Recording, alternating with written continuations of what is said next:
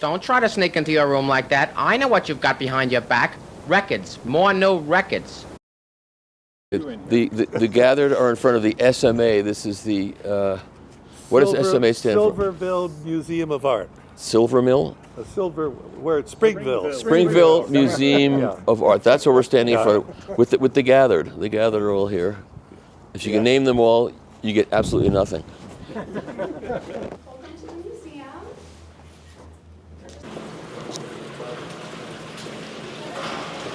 I want to make sure to talk about everything about this product, but I'm not going to say everything about it here.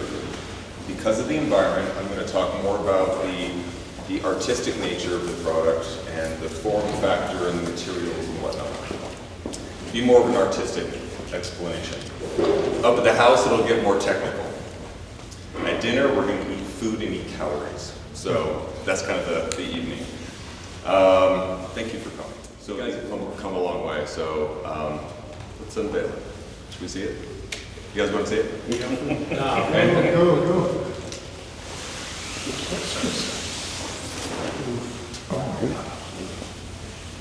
So this is the autobiography. Meaning behind autobiography. There's a lot in the name. And you think about the history of Wilson Audio's names. The Wham Master Chronosonic, Chronosonic, time, sound. And there was a certain amount of innovation and hardware developed and designed to get proper time alignment with that architecture. So the micrometer was invented. And then the Chronosonic XVX used the same hardware. So it made sense, Chronosonic XVX. Now the environment that we're in, this is over 100 years old, this museum. It was originally built to support local artists, and it started off with the high school artists, and some of their art is still here. So we're surrounded by local artists. We, as a company, like to support local artists. The metal that is machined for us, we work with 3 different machine houses here in Utah. And of course, our craftspeople all live here in Utah. We have craftspeople that travel daily, some of them up to 70 miles each way, to build the best speakers in the world. So local. Going back to the name, Chronosonic XVX, Southern Utah has a rich history of Native American. And petroglyphs are chiseled into the walls of the sandstone in Southern Utah. And so the whole idea of petroglyphs and hieroglyphs and symbols that mean more than what they are.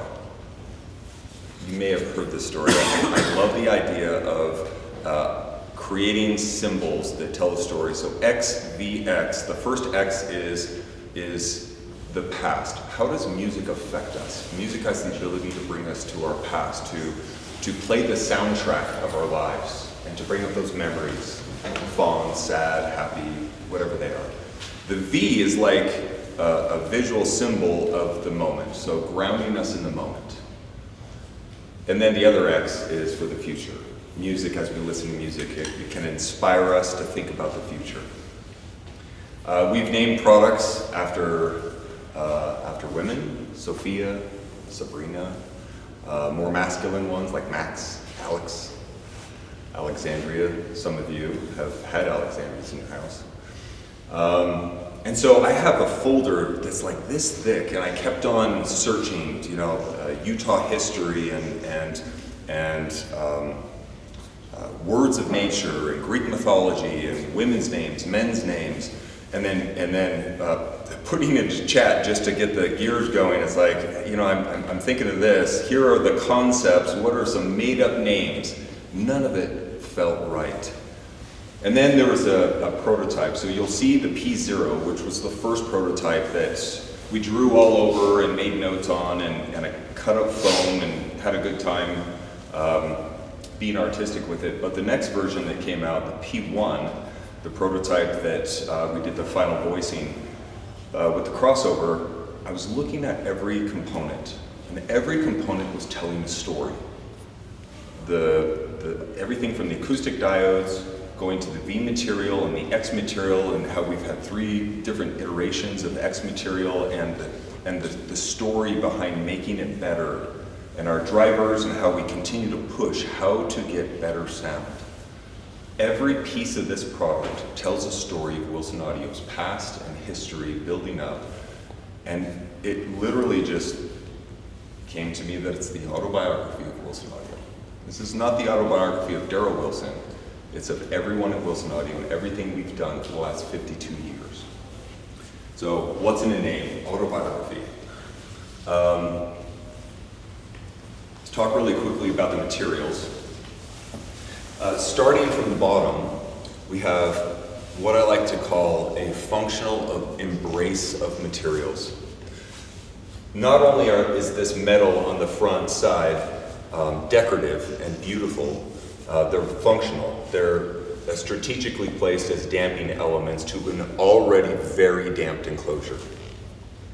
The very bottom of this enclosure is a new thickness and a new style of V material. So you have the acoustic diode, stainless steel, with the V material embedded inside of the acoustic diode, and then that's coupled to the bottom, which is entirely V material. And then the back, where the crossover is mounted to the back, is also V material. So V material is the most effective material we found that is used for damping vibrations. And so you want to damp those vibrations from going to the potted crossover. Now, potting the crossover also gives us extra damping to further the performance of the system. So V material on the bottom, V material on the back. On top of the woofer, like with the Chronosonic XVX, we have V material that the gantry is sitting on. So vibrations trying to make it up from the woofer to the gantry has to pass through that V material. How much further can we take this? Jerem, one of our best engineers, and he's got a lot of great things to say, he came up with the gears and the mechanisms for these alignment sleds. And he'll talk about that in just a second. But as we were looking at it, it's like, how do we continue to isolate and get better sound, get the space in between the notes? So when you come up, and after I'm done speaking, take pictures and whatnot, notice the side here, these red painted core pieces. Think about a clamshell. You have two pieces of metal, and the middle is V material. And you'll see a version at the shop that the red really pops. But that's also V material. So the V material on the sleds, the sled arms, now you have these alignment pins on the side that are resting right down into the pin cradle. And the V material is exposed right there. So the pin on the side of this is resting on V material. To further that, you see this little gap right here. That's intentional. There's V material between the pin and the enclosure. And then to top it off, when you come back here, the slide spike on the back, the interface where the slide spike touches is also nested V material inside of aluminum. Every place that these modules touch is touching V material. The enclosure is grounded through V material. Vibration control at its finest. And you're going to hear that. It's what we're doing, but why we're doing it is it serves the music. Everything we're doing with this, from that technical perspective, is serving the music. Now there are elements that are like a fine watch that are beautiful that we did just because we like to make things beautiful and we don't just want to make boxes. But that's another story. So V material going up all the way through the gantry and with the enclosures. With this product we had three main objectives, three goals. So think about the WAM Master Chronosonic, which all of you have experience with, the Chronosonic XVX, which all of you have experience with. How do we make this product better? And then on top of that, side story is, in developing this product, we were thinking, is it going to be the next XVX? Are we going to do XVX Series 2? Is that what this is? Are we going to make it in between XVX and the WAM Master Chronosonic? Or, like the saying goes, if your goals aren't big enough to scare you just a little bit, they're not big enough. So we pushed our comfort zone. We got really uncomfortable, and we basically said, we're going to make the most time-accurate loudspeaker that Wilson Audio has ever done. We're going to make the best loudspeaker ever. No holds bars. What can we do? So, goal number one, the most accurate time alignment configuration and architecture we've ever done. We'll dive into that. Number two, in doing so, and then adding a 12-inch woofer and a 15-inch woofer, that made the woofer portion of the architecture taller. Is this going to be much taller than the wham? So goal number two, it has to be shorter than the wham. And then goal number three, the wham's footprint from front to back, it's a big loudspeaker. And we've had customers that want the wham, but couldn't get the wham because it was too physically big. And so how do we make the footprint smaller? So better performance and smaller package. Isn't that what everyone's always asking for? Can Wilson Audio make a smaller loudspeaker, smaller woofer, this? So it seems to be a theme. So I'd like to invite Jerem, who's the engineer behind creating all the gears and the mechanisms here that went from what the wham and the XVX were using, the micrometer system, and we totally white papered that. We pushed that to the sides. How can we do it better? How can we achieve our goal of making this shorter? And how can we achieve our goal of making this the most time-aligned loudspeaker we've ever developed? Sure. So I'm glad you guys could all make it out for this unveiling. It's an amazing product, we think. I hope you do too. To talk to those points that Daryl was talking about, how can we make this shorter than the wham?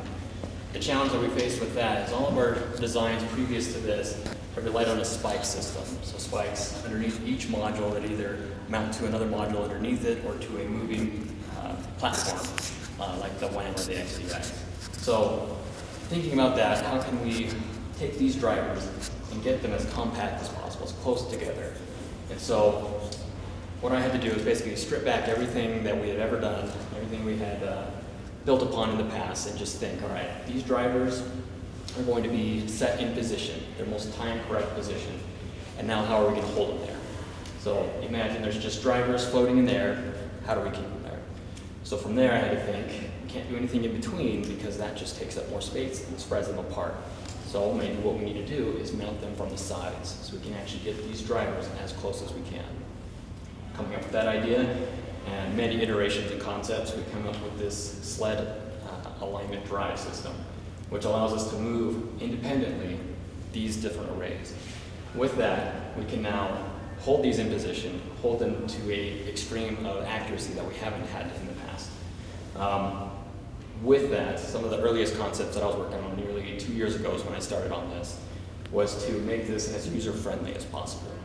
So in the past, we've had multiple different lengths of spikes you have to swap out for different listening heights or positions. Now everything on this is what you need. So everything you see here is what you need to hit any position within its envelope. So if we wanted to adjust this, we would come to the back, we'd open up this cam lever, and we would just rotate it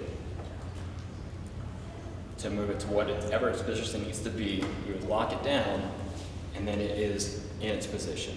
So its vibration is synced with all the V material.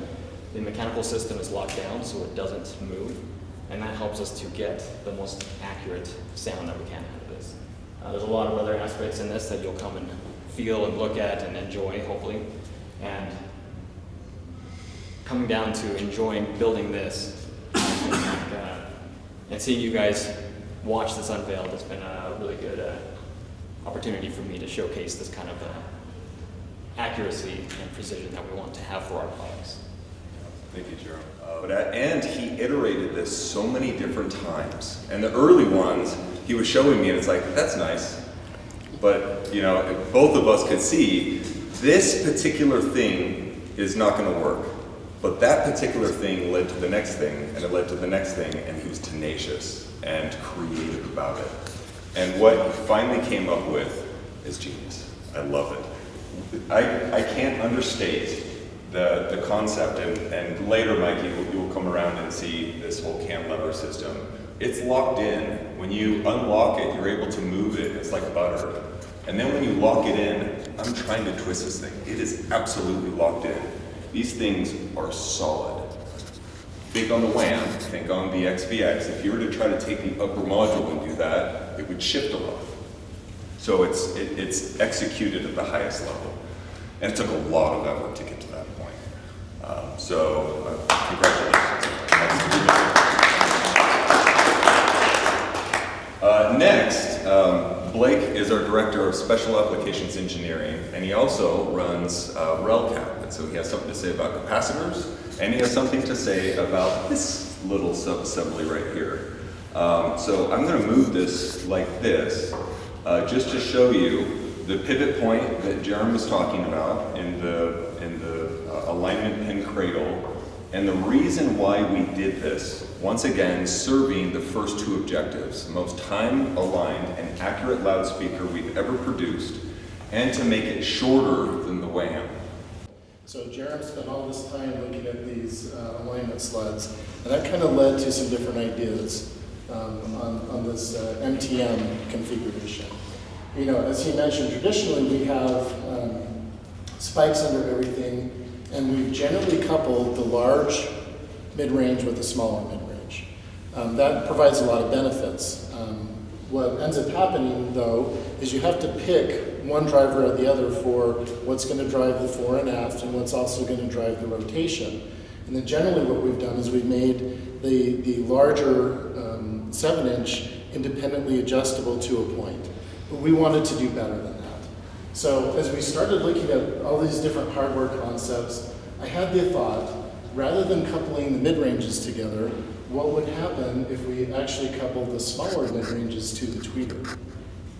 Now there are some technical challenges with that, because the tweeter, it's hypercritical that that is adjustable at any given listening distance and ear height. So we had to maintain the accuracy of that tweeter. As Daryl and I sat down, we were drawing a lot of things. We just kind of had, as Daryl mentioned, these floating boxes, if you will. How do you keep things in position, extreme positions even? So we were going out 28 feet at a 34 to 48 inch ear height and bringing it all the way up to like 9 feet and kind of the same ear heights and rotating everything to look at what was happening with the modules. That was very beneficial exercise, because what we found is, provided that we had the pivot point on axis with that tweeter, we could then angle the 2-inch mids so that the launch points would end up in the same spot, again, provided that the tweeter could move independent. So the next thing that Jeremy had to tackle was looking at how do we make that tweeter independently adjustable. And as a result, we were able to come up with this concept, and it accomplished all the goals we set out to do. It allowed us to continue to squish things closer together, make it much shorter, as well as provide all the accuracy that we wanted, and more, to be quite honest. So we're really, really proud of what we were able to accomplish with all the hardware and everything that you see here.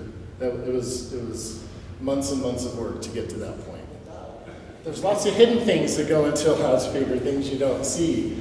One of them, obviously, is the capacitors that we designed for this. Daryl spent a lot of time listening to several different iterations of new types of capacitors, and those of the winners, and there were a couple of standouts, have been integrated into the crossover, and you'll hear that later today. The WAM Master Chronosonic is a complex product, and we counted all the pieces and parts that went into it. My dad, when he was developing it, we were working through for 5 years getting this thing built. One thing he mentioned is, I want it to be like a 1,000-pound potentially. And at the time, it was the absolute best we could do. I look at this, and as I kept on pushing the engineers and purchasing, and can we do this, machining lines, and everything, how it flows together, it's like looking into the back of a watch, a fine watch. I think that this is closer to that vision of aesthetic beauty that my dad had, but we didn't have the capabilities at the time. So that WAM Master Chronosonic, 900 individual pieces and parts, just a little over 900.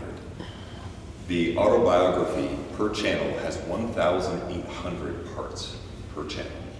And think about that. From a manufacturing perspective, how easy is that? Every single part has to be touched by at least 2 hands. And then everything else coming from shipping, going into fabrication shop, and then going into gel prep, and then going into getting painted, and then being polished, and then being built up in our production area. And then after that, all the QA and all the testing that goes into it, and the crossovers are being handmade. They're not printed circuit boards in our products. They're all point-to-point connections, wrapped with capacitors that are wound at Wilson Audio, and they're all individually trimmed, which means that they're wound a little above, and then they're slowly unwound as they're being measured, and then they're cut to precision. And then the ends are epoxied on, and then they're hand rolled with tape and stamped. At least 2 people, that is the smallest of, that's like the crates, only 2 people touch. Everything else is a lot more hands than 2. These take a long time to manufacture because of the complexity. Now, what we do versus why we do it, once again, why we're doing it, serving the music. Hopefully today, when you sit in my father's listening chair in his room, you'll hear why we go to such heroic lengths to do what we do with this product. All right, so that's the parts. But we have a brand new 12-inch woofer and 15-inch woofer. They were designed in tandem and to work together. And Vern did an amazing job. Vern Credell is our senior engineer at Wilson Audio. And he did an incredible job with this. Not only did he work and help work with our partners at ScanSpeak to develop these, he also worked on not the Quadramag, but this is the Pentamag. So the Quadramag has 4 Alnico slugs, and it sounds amazing. We love the sound. I wanted a little bit more control. How do you get more control from the motor system to make that lower mid-range a little bit faster, a little bit more articulate? And so now we effectively changed the necessary components to make the Pentamag work. So Pentamag is the 7-inch mid-range. And then we have this sweetheart right here. This 2-inch upper mid-range is something that when I first got it, we had a bunch of different smaller mid-ranges, thinking about the crossover point from the lower mid to the upper mid. And then the crossover point has to do this really well. Has to blend with the tweeter seamlessly. And so at the Wham we use a 4-inch, and the XVX we use a modified version of that 4-inch. And we originally were thinking we'll use the 4-inch that's in the XVX on this. It works fantastic in the XVX.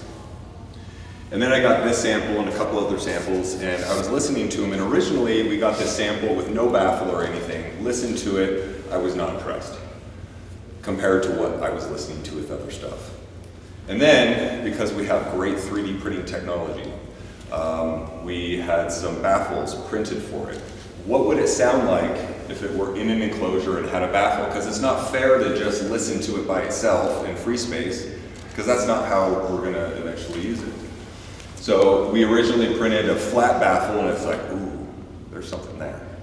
And then we started playing, because we can, with the 3D printer, this angle right here, we started changing the angle slightly. Not to get a horn, you know, we're not trying to develop a horn. And we didn't do it because we're trying to increase the sensitivity of the driver. We get, with this design right here, we get a little less than a dB more sensitivity out of it, but that's not the reason we did it. It sounds beautiful, it sounds fast. It integrates and blends with the Pentamag so seamlessly, as well as the Convergence Energy tweeter. So the next reason we went to that 2-inch mid is it allowed us to take the crossover point from the tweeter to the 2-inch and move it up, so the tweeter's not working as hard. It's loafing. So you really get that sense of ease and that sense of space. The last benefit is the directionality that this design provides, that diffraction elements, of course, are always going to be a part of loudspeaker designs. No matter what it is, you have to address diffraction. Blake has come up with this really beautiful design around the side that addresses really breaking up diffraction. And then with this design, the directionality of the 2-inch wavefront, it's being pushed away from the front baffles of the tweeter and the 7-inch. So at this interface right here, we're not getting destructive elements right out of the gate. So it's a clean launch point. And I hope you hear it when you're at the house. I suspect you're going to hear it when we get up to the house. The convergence energy, this is a CSLS, so it's a convergence energy laser centered. Try saying that 5 times fast. So CSLS tweeter. And the back of this, Jerem and I work back and forth with, how does changing and addressing the rear wave of a tweeter and capturing that and diffusing that, how does changing that architecture in there help the sound? And he came up with such an elegant, beautiful lattice work on the inside. And with the current printers we had, it took 2 days to print one. 2 days. We could do that. We'd have to buy a lot of printers. So Blake and Jerem, they scoured the internet and found this laser sintering printer that would work well with this and other applications at Wilson Audio in the future. Once again, future-proofing and pushing the boundaries of how do we continue to innovate and elevate what we do. And now we can print those in mass and do batches. The batch number, how many of those tweeter cups can we do at the same time? We can print 10 of those in 1 day now. Yeah. So efficiencies. So if we're inefficient, we have to pass that on to the customer in the price of the product. It is good that we focus and try to be efficient. We invest in efficiency. This is complex, this is hard to manufacture. All these painted pieces, it takes up all of our painting capacity for a day to print, to paint one pair. One full day. That means that all those Sabrinas that are wanting to be painted, we can do a lot of different pairs at the same time. They have to wait while one pair of Autobiography is being made. So our throughput on this is going to be low out of just the sheer fact that it's very complex. That doesn't mean that the demand has been low. It's been amazing to see the support that we've received starting to launch this from our Autobiography partners. I'm calling them our APs. They've really stepped up to the plate, and I look forward to traveling to all the different APs in the United States this year. Okay, last but not least, our rear firing tweeter is also a new tweeter. It's a unidirectional carbon fiber inverted dome design and inverted dome for the wide dispersion characteristics. So from a rear firing tweeter perspective, it makes perfect sense to use that. All right, I've been talking a lot. I want you guys to get up close and personal with it. And also, the MTM hardware right here, I'm going to unlock it. Please feel free to come play with it. And then also on the inside, as you're taking pictures, notice all the details. Every square centimeter of this has been reviewed, looked over, scrutinized.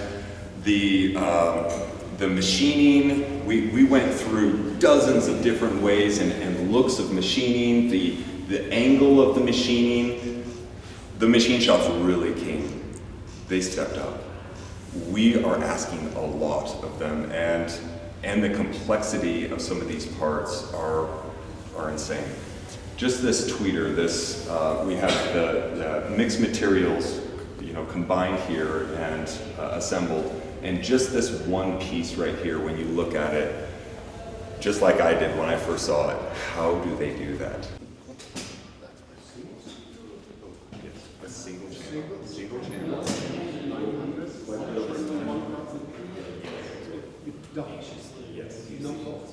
Yes. And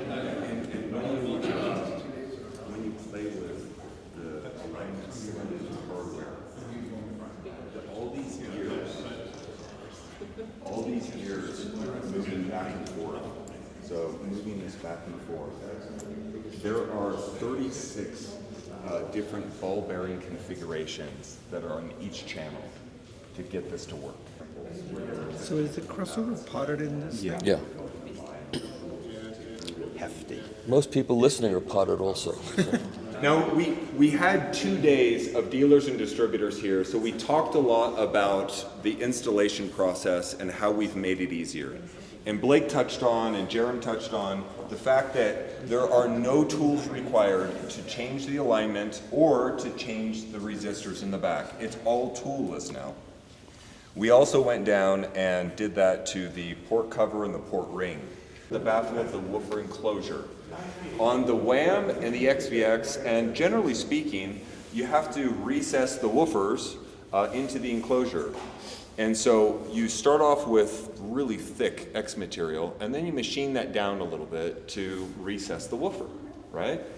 So by using this decorative damping aluminum right here, we have very thick front panel, front baffle, and we don't machine down at all. So it starts off from a more sturdy, steady, damped interface with the woofer enclosure by not machining that down, and then we add that on top of it. That's consistent with the submerge, right? The same way. The submerge the same way. Yes. Exact same as that, right? Yes. Yeah, that was the Yeah. first time you did that. So we are learning. All right, we're here at Wilson Audio. Audio Specialties is the actual name of the company. And we're here for the launch of the brand new Autobiography loudspeaker. Interesting name. And also, hi there, an interesting product. You've seen the first part of it at the museum. And now we are back at the factory. Trent's got a Will you daughter do that for me? that plans on working here. She'd like to. How old is she? 14. 14. Oh. Yeah, she's excited. But it's kind of fun to get family that works here. Matt's got a son, but how old's your son? He's 6. He's 6, so he's got a few more years to Give go. it 10 years, yeah. Yeah. That's really great. Really great. Over half the employees are trained in other areas, very proficient. Joe Bill's the guy that worked in the fabrication shop for 10 years, running the CNC machine. He was a supervisor back there. Brandon, he worked in the paint shop until we started Capacitors in 2018. Went out and got trained. Robert worked in the paint shop. Dylan is son to Ben. Wow. Clint's got his daughter here working, Mackenzie. And Joe Bills has a daughter working here, Addie. Yeah. So you can go down any group here and just find some that have either family here or have had. Yeah, So. my brother used to work here. So. Takes about 4 to 8 years to be trained in a department. We have 12-year tenure, which is great because Trent's been here coming up on 33 years. I'm coming up on 34. Wow. Matt, 2 years? 3. 3 Just years. about 3. And then Patrick, who's a new addition, has been here for a year. So that, even the new entry people, even though the tenure's just a number, Yeah. but it gives you an idea. And then we'll get into the fabrication shop here. All the standards of the speaker, minus the Autobiography. We've been painting all of those, but we don't have an Autobiography here at this point. We'll add it, but we just don't have it here right now. Yeah. The first product to use the H material that's used on the Autobiography. So we use, X material. This started out as, HDF and then went to X. And then when we went to the V, we added the H in the front. And then it's got the V material on the bottom. So it's got a lot of composite materials on it. The others are S material baffles. That's a Loki? This is the Loki's here. Oh, that's right. And then we've got the Submerge here. We do have the Wilson subsonic and the Master subsonic, which is only available with the WAM. But we are coming out with another subwoofer that is different than these two. It's the same size, but it will be available for the Autobiography, and you can buy it with other products as well. Prepping stations here, where we assemble the enclosures here. And you can see he's gluing up a watt right now. using clamps and jigs to do that.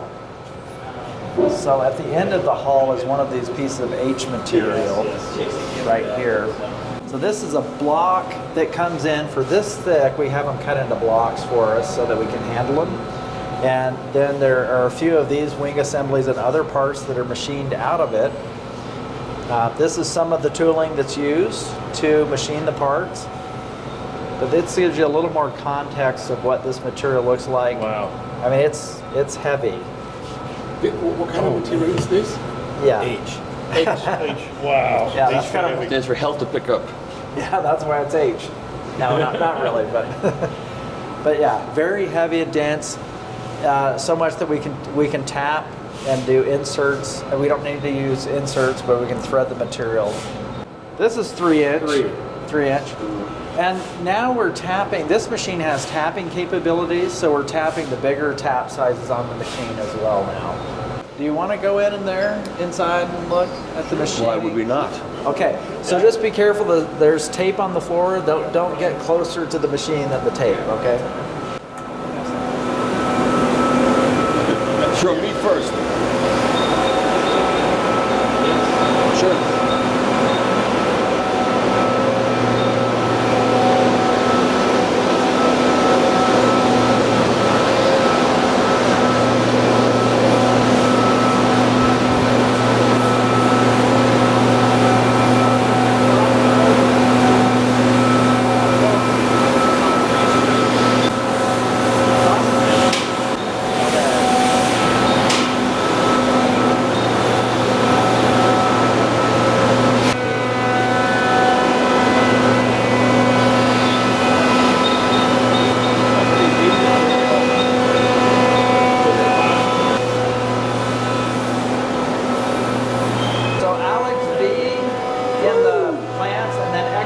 Is in the back corner. This is where they dry you out. How long have they stayed here? 72 hours. This becomes an XVX. Yeah.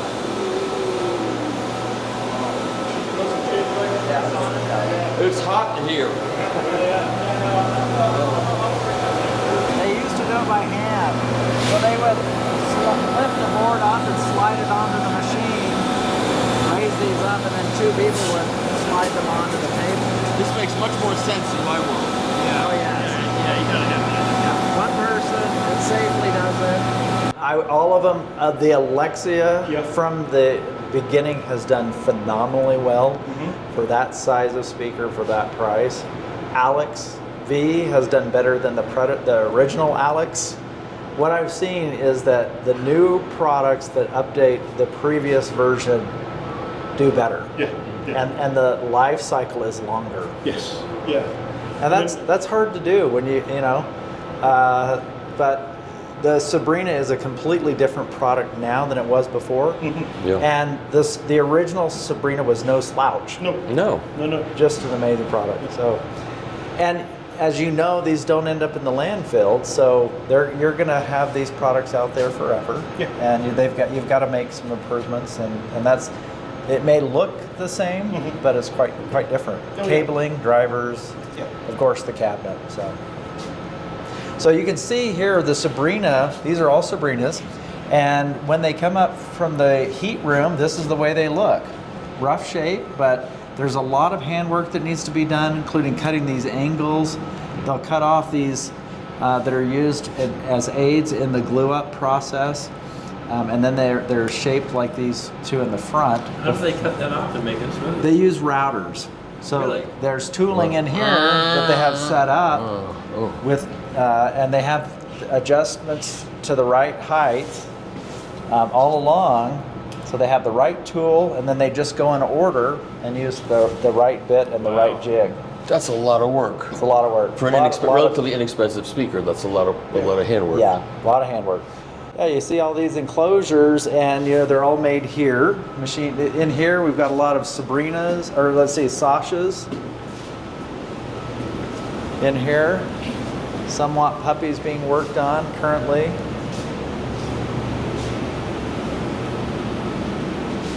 Sanding, we've got a variety of machined aluminum blocks with heavy 40 grit sandpaper on the other side as they're shaping the speakers. Need the machines, but you need the people. Yeah. So just an editorial note to people that are going to watch this: when some of these people on YouTube go, no one buys this stuff. Nobody buys this stuff. Nobody can afford this stuff. It's a hoax. This is stuff that's going to be finished, manufactured, and sold around the world to people who buy this stuff. So cut the nonsense. So this is some of that H material that's machined as well that we saw downstairs. That's the new speaker. This is for the new speaker. That's exciting when you start doing that. Yes. Yeah, when you see the And we have this as well.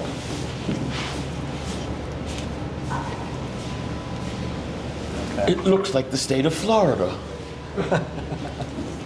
These lockers are made out of what material? So sanding all of the speakers prior to painting. You want to take a picture? Just bring the big camera with you. No, not this time. Behind you is the process of the speakers. This is a rudimentary paint process. Raw X material, sanded to 150 grit finish, gel coated unsanded, gel coated sanded. They sand it to a 600 grit finish, painted, and then they polish it. They use sandpaper in the process to polish it up to 1500 grit sanding. Everything is stacked to ensure that they meet the standards and quality specifications and adjustability.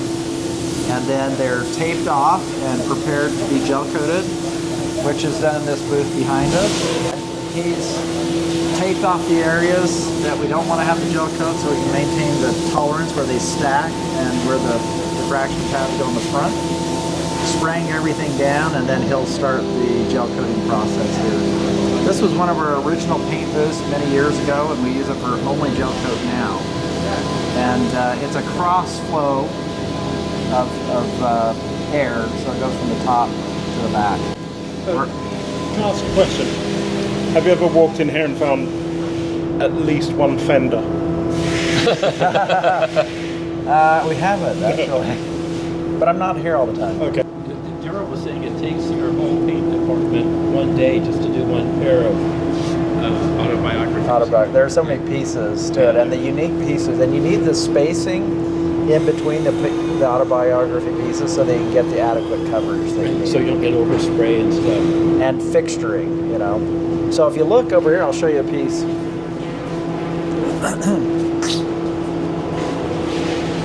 Here's that same piece that we've seen upstairs, and you can see that when they gel coated it, got a sag here. Yeah. And it's got a bit of a bubble here. So they'll have to sand all of that, use handwork, and then we have jigs. This took a lot of training over the last few months. I'm sure. Yeah. So you're hanging it, you need the space to paint it to get it in all of these crevices, and then you don't have a normal tool that just fits in there. No. So they're using hand jigs and fixtures to do the sanding work. Yep, so it comes out of the gel coat booth this way, and then we've got to sand it afterwards. This is all from today's operation? And the ones that have tape on it are from today. Got a wham back here. Get into the painting area, so white gel coat that's been sanded on the shelves here. You're welcome to touch them because we do wipe them down with a wax and grease remover once they enter the paint shop, and they're much smoother now. Sand it to a 600 grit finish. These are good. He staged them here, but these all have to be redone. There's some imperfection. This is the lower woofer section to the Alexia V. He's painting diamond black in here. This is the inspection area. These are all wiped down, looked at in this light that replicates the paint booth light. Okay. Here are some autobiographies down here. So this one's Sebring Blue Extra Flake 50/50. It's got 50% silver flake and 50% gold. Wow. That's a beautiful color. Custom. Yeah, we've done that a few times. People have seen it. We've repeated it, but it originally was 100% silver flake. and somebody wanted us to add the gold into I it. like so. that color. That's cool. That's That's an amazing color. Yeah. It's like candy out of the blue. I just want to look at this speaker. I want to listen to it. We got Topaz, Autobiography. Then we've got Quartz, Alex, Desert Silver, Alexia, Ivory, Quartz, GT Silver, Crimson, Ivory, Galaxy Gray. We've got XVX ready to be painted. This will be an XVX that's going to go diamond black, submerge, going to be painted. So the Alex and the XVX we can both paint in one paint booth, but the Autobiography takes more than two. So how long, what will be the full timing process from first paint to final finish? Well, you have dry times and everything. Yeah, yeah. So it would take, 6 to 8 weeks just to get it to this point. There you go. Wow. So- 6 to 8 weeks. 6, 8, I missed that. 6, 8. So from the raw sheets, from the raw sheets to machining. here, Oh, I see. the and here- machining to here to the 6 to 8 curing weeks. time. Yeah. 6 to 8 weeks to make a cabinet. Yeah.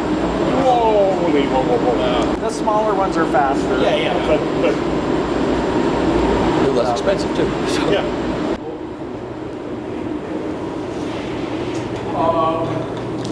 So polishing, sanding area. Not for me to decide.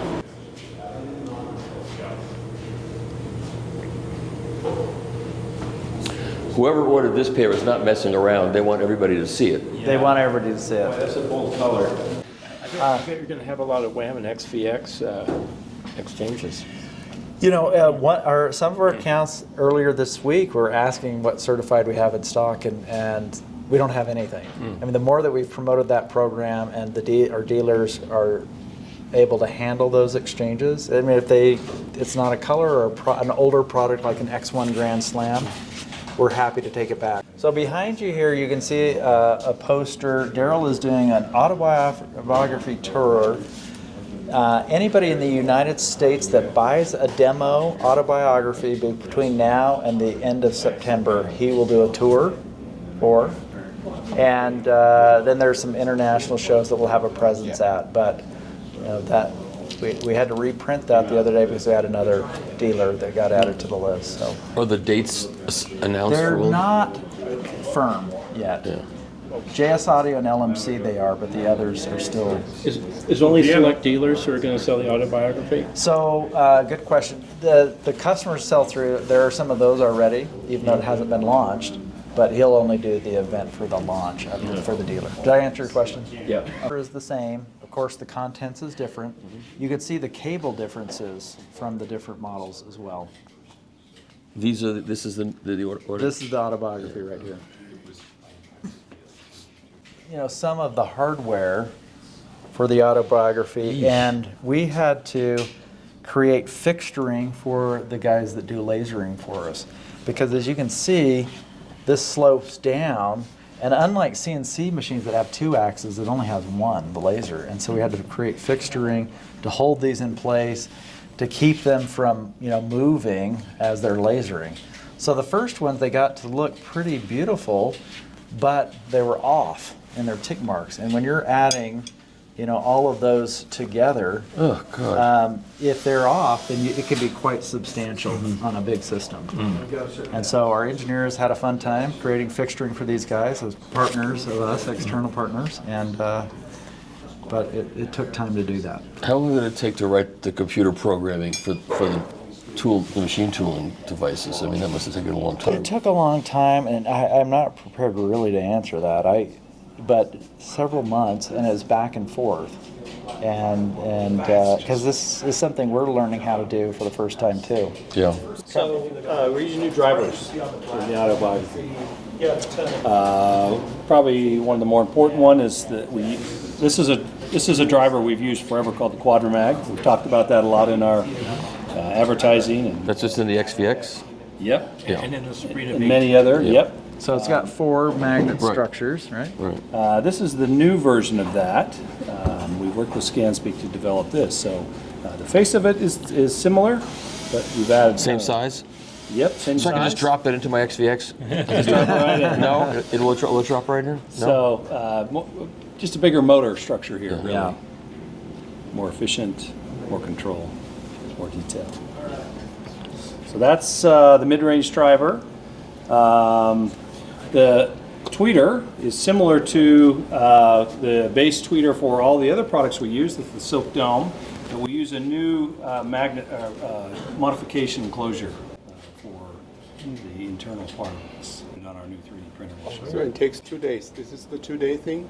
No, I think we can do these pretty quickly now. Okay. At first it took 2 days. The previous right. 3D printer, to do 5 units, it took 2.5 days. And now we can do in 10 hours, Right. double that. Right. So this would be the new forward-firing tweeter. Sure. It's interesting, that internal structure in there. This is all new for the... For this, yeah. There's a modified version of that for the tweeters that we've used in previous speakers. But for the Autobiography, this is the Looks like concept. woven. Yeah. It's like a little anechoic. Yeah. It completely scatters that back wave. Correct. So with that, so the rear firing tweeter, which is difficult to see in the pictures, is also a new design. This is a carbon fiber dome. You may remember this kind of design from our earlier Focal design. So we've kept the same structure, and we've worked with the manufacturer here in the U.S. to remanufacture this for us. So this will be used for our Autobiography rear firing tweeter, but it could be in the future also used for service or upgrades of existing Wilson products that are out in the field that are 20, 30 years old. You could retrofit it with these. We haven't kind of gotten to that point yet, but that's the intention. Yeah. And this also has a 3D printed modified enclosure that will be used. Wow. So there's a hole in Oh, yeah, I see. Yeah, and there'll be soft material inside of here too to absorb that. I don't know a lot about this. This is the new Silk Dome mid-range driver. Which just wanted to kind of show fantastic. this off. Yeah. This is the structure for this. So we buy this piece here from ScanSpeak. We've worked with them to design that. We give them all the specifications that we'd like. And then we manufacture this outer main thing. We add that to it. And then lastly, new woofers. So this is 13 and 15 will be used in the new one. We worked with ScanSpeak. They don't make woofers this size. We worked in conjunction with them to design this for our purposes here. So we specified the dome material, the cone material, the compliance of the surround here, the size of the basket, the motor structure here, the size of the magnet. So this is a 100% exclusive item for Wilson Audio. They have built this for us. No one else? I don't think they, well, I don't know if they intend to offer this as in their regular catalog for others, but this is built for us. Yeah. All their drivers are off the shelf. That's what we hear. That's what I hear. We specify the compliance. Yeah, it's off of their shelf. The compliance of the spider, the size of the voice coil, the windings on it, all of that is specified by us. You know, Ferrari doesn't make their own tires. You know, it's a scandal. So All the drivers are stored on the shelf. Motor structure goes back. So there's a 15-inch version of this same thing. Yeah. But still not lifting. You know, it's interesting that paper diaphragm, you know, still sounds good today with all this advanced material technology like graphene and composite. Paper still has a kind of quality to it that's more relaxed and organic than a lot of these high-tech. It doesn't ping. Yeah, it just sounds more natural to us. So. You know, you've seen what would go in the signature subsonic. Right. That's used in the submerge as well. And this is the dual basket technology, which keeps that so that it moves up and down freely. This looks like two baskets mounted on top of each other. Correct. So it That is. completely pistonic. You don't get distortion because this really I had moves. I had 2 watchdogs. They had also Yeah. these drivers Yeah. inside. Right. So Same. it's an amazing musical sounding subwoofer. Yes. It's not a Boom, boom. effect sound. Correct. So it's Pristine not an sound. isobaric, or is it? No. Because it's not. There's no second No. driver. It's No, one driver. that's two. one Just driver. one long Right. voice Right. coil, Right. and it's held on Okay. in 3 points. The trick is keep it 2 spiders completely- to make it move like One driver, two Correct. pistonic. That's the So Doesn't quality of wobble as components and the structure and design of it, the Who engineering. came up with this idea mounting one on top Spider-Man. of each other? Who came up with that Our idea? group worked with this company. Right. And I don't know how much they had done already, but this is a US-based company. And it's been a wonderful drive for it, and very durable. So you can see the backside of the slide assembly with the V material. You know, you're normally seeing it like this. Right. So we'll place those inside. We have the 3D printed parts. The first time we've printed parts for an enclosure that we actually paint. So we got a different printer for that. This is a machined metal piece. That's a hell of a How can you do that? Yeah, that's what I was wondering. Yeah, I saw this this morning in the unveiling, that Yeah, that beautiful. finish work. Can you sell the painting work speaker? on Can you sell the speaker as a kit? If you send people all the No parts and they kit. put it together? Not No. now. yet. Okay, that'd be good. AI is working on that though. I mean, if you could carve that yourself, then, Yeah. then maybe Yeah. you get a free speaker because And then that that's locking mechanism. That's there. I can show you the underside of this, but you just can't do it on film. okay. Couldn't show you the underside of that, sorry. No, you're not. You're not supposed to. So the tweeter that's 3D printed goes inside here, right? So the front. Oh, can't show that. I want to see that on your head. It would look good on my head. That would- Like a little policeman's hat. It does look like that. Just needs a strap It to does. hold it on. Yeah. And we'll show you see that. the 3D print machine back here that prints those. So this is all one system that we purchased for the Autobiography, and we use it for other parts now too, but you can see it's machining parts in here now. And when those parts are finished, they'll move it over to this, and they'll dump them in, and it's like a sand castle that they just tear apart, and the parts are built inside. And the guy puts his hand in there and does Yep, the- they yeah, yeah. clean it with brushes, and then all of that dust can be reused with new dust and create more parts. Oh, yeah, You cool. have to put a certain percentage of new dust with the used, but that can all be used 100%. It's like vinyl regrind vinyl. And then over here, they're tumbled and blown out for cleaning purposes.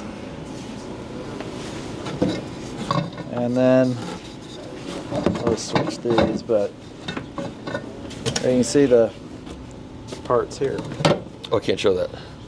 So Dave and Cheryl Lee, when they started the Wham, this was the last version of the Wham, of the original one in Dave's house, Dave and Cheryl's house. What they used for recordings. We used a Crown EQ that we changed the components inside, cabling, capacitors, and so forth. This turntable that Dave changed the tone arm on. Good idea. Yep.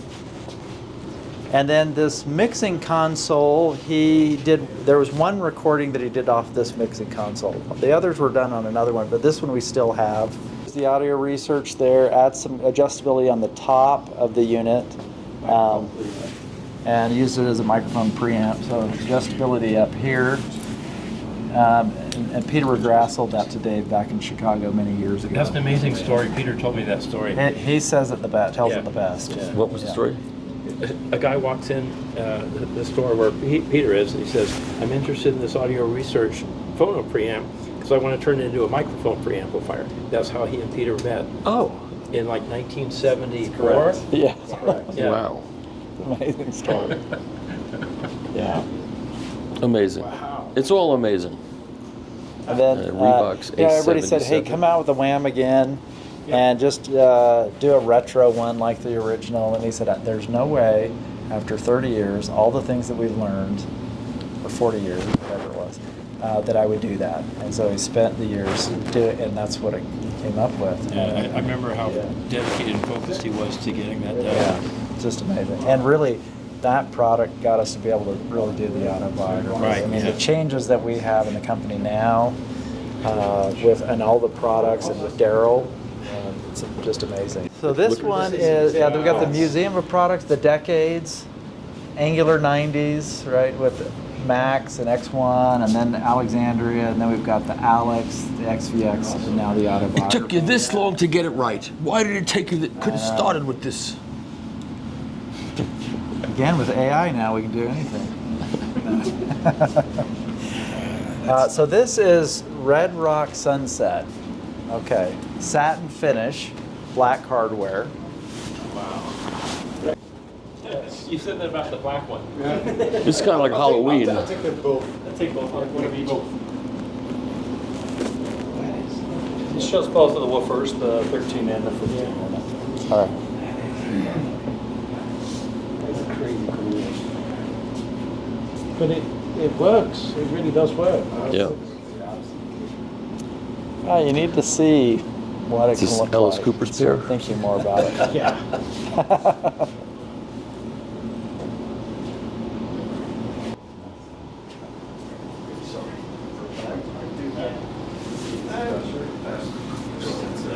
For this, This is Capacitor. We can shoot this?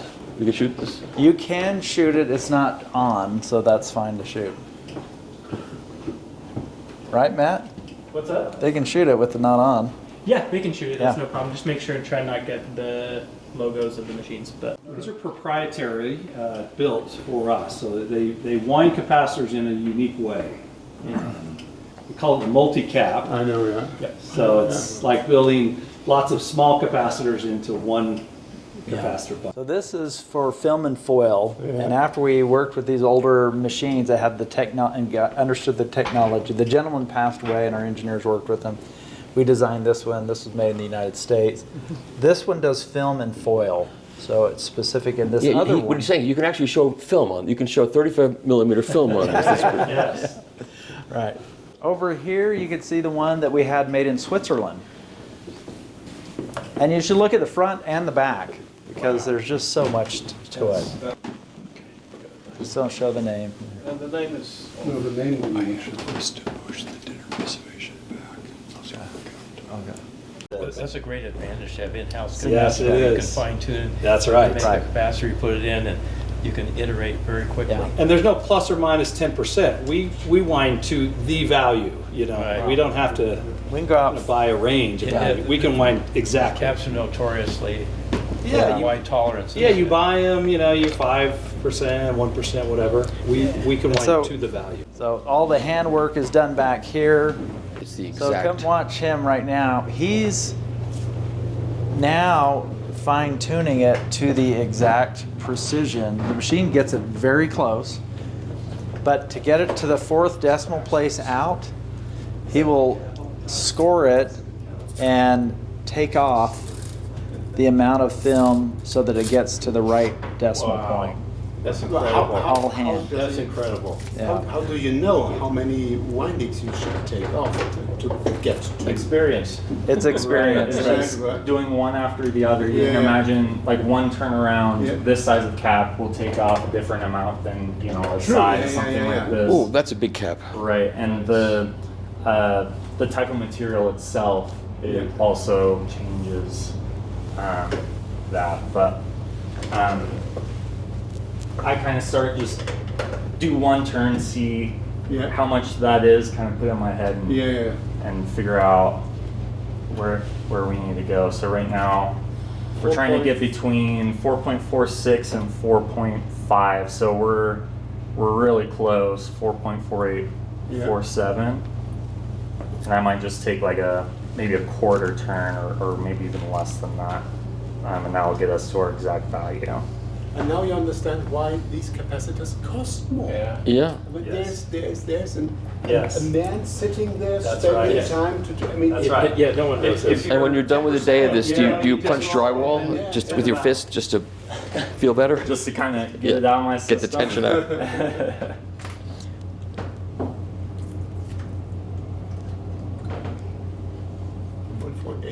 What happens if you go over? Then you have to add? So it's kind of like cutting hair. You can't add more once it's cut off. So it's just kind of. That's what they say. Yeah. Keep that in mind. Wow. Just a tiny bit. Yeah. That's just crazy. Do they take you in a room and play you something with capacitors that are off by 10%, and then one that you've made, and so you can see if you can hear the difference? They should. Yeah, whatever they want, I'll peel it down to the exact thing, whatever they say. So that's probably where we'll leave that one. What was it? The fourth digit should be okay, right? The fourth. Should be okay. So if you look at this box, Fourth digit, is it hundreds, thousands, 10,000. 10,000. Yeah, that's how far we can read in. Right. Wow. That's crazy. So A lot of caps you buy off the shelf are like plus or minus 20%. Yes. I'll just get. No, please put it in. So that Is this in every speaker? and in every speaker since we've had the capacitor. Right, but like even the entry-level speakers? Correct, that's right. Like a Sabrina V has. Sabrina V has all these. The copper is a newer one, and that's in our newer speakers. Right. Starting, Puppy, I think, is when we first started Yeah. using copper. Right. Sabrina X uses it. The new Autobiography. Tin Tot. Tin Tot does not. It has, but we did the bundles with that. This box right behind you here, these all are 30.906. So they write the date on it, they write the value on it, and it's 30. These are going to be used for us. That's why they're not printed with labels on them. But this whole box is 30.906. And do these things hold their value over time? They do, and that's why we embed them, encapsulate them in resin material. This and then the crossovers themselves, so that they hold the value even when they ship. 30.9. Every one of these is 30.906. Do you hear me? 30.906. Don't try that at home. So they wrap them. Yeah, they wrap them with the ends exposed. Wrap them with this, and then they put the epoxy on the ends to encapsulate them. What, is this one is this isolated because it was bad behavior, or so? Why is it in That there? could be. I don't know. Maybe the mystery. standard or something. Playing with different types of wires, different types of wires. Those are big caps. Materials. We're not putting these into our products just yet, but we're still in the process of learning and developing some data. Always a new frontier. That's the new frontier That's right. for us. Okay. All right. Crazy. You must. Just pushing the envelope. Recordings we did originally. Still get high resolution ones. On some of the, not all the albums, but many of them you can. It is a great place to work. Your commute would be awful. Just a little bit. I have most of these. This is the P0 prototype. So we never had sound, but this is the Autobiography in the early stages. Wow. Daryl made this, had it out of foam and was just cutting and whittling foam. And then his notes as we were going through the process. That's really interesting. So this is prototype number 1. This is 0. This is 0. Because the 1 is when we actually get sound. But So this is where it all started. yes.